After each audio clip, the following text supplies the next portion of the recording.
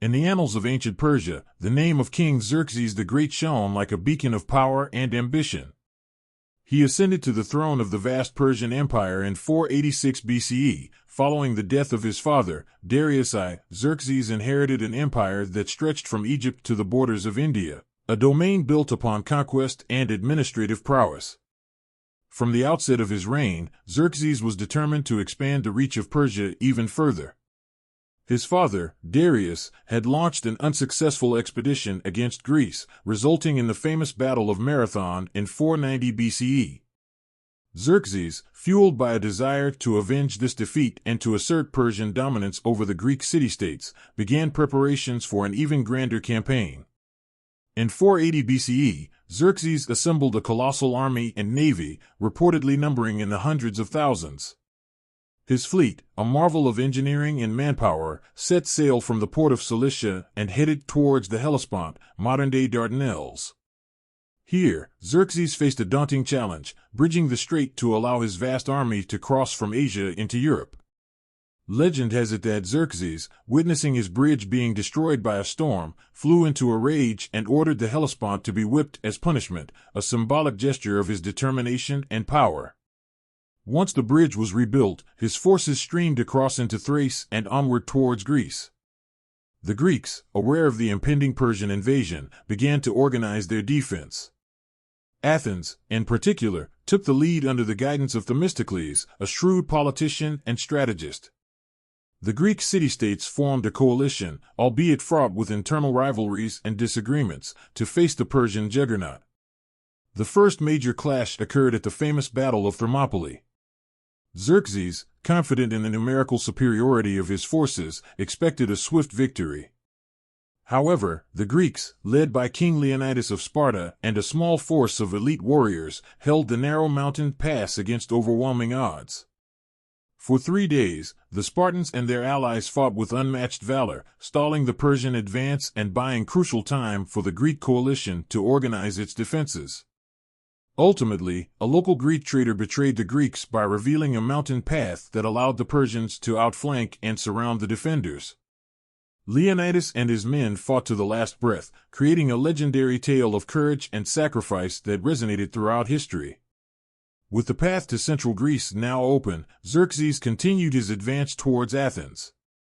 The Athenians, aware of their city's vulnerability, evacuated their women, children, and elderly to the safety of neighboring islands, while the men prepared to defend their beloved city. Meanwhile, the Greek navy, under Themistocles' command, sought to challenge the Persian fleet in the waters off the coast of Salamis. The Greeks, with their smaller and more maneuverable triremes, used the narrow straits of Salamis to their advantage. In a stunning display of naval strategy, they lured the larger Persian fleet into the confined waters where their numbers became a liability rather than an advantage.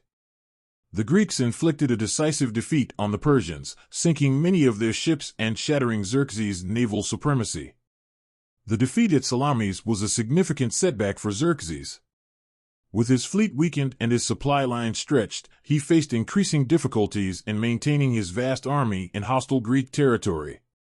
Furthermore, news arrived of revolt and unrest in various parts of the empire, prompting Xerxes to reconsider his grand designs for conquest. Facing mounting challenges and recognizing the strategic deadlock in Greece, Xerxes made the difficult decision to withdraw his forces. He left behind a garrison in northern Greece and returned to Persia, leaving his generals to continue the campaign in his absence. Though Xerxes' campaign in Greece ultimately ended in retreat rather than outright conquest, it left an indelible mark on both Persian and Greek history. The Greeks celebrated their victories at Thermopylae and Salamis as triumphs of courage and determination against overwhelming odds. For Xerxes, the campaign underscored the limits of Persian power and the challenges of governing such a vast and diverse empire. Back in Persia, Xerxes focused on consolidating his rule and overseeing grand construction projects. He commissioned the construction of magnificent palaces at Susa and Persepolis, adorned with intricate carvings and opulent decorations that showcased the wealth and sophistication of the Persian Empire. Xerxes' reign continued for another decade after his Greek campaign, marked by both achievements and internal challenges. He faced revolts in Egypt and Babylon, which required military intervention to suppress. Despite these challenges, Xerxes maintained a stable and prosperous empire, leaving a legacy of administrative reforms and architectural splendor. In 465 BCE, Xerxes was assassinated by Artabanus, the commander of the royal bodyguard, in a conspiracy that remains shrouded in mystery.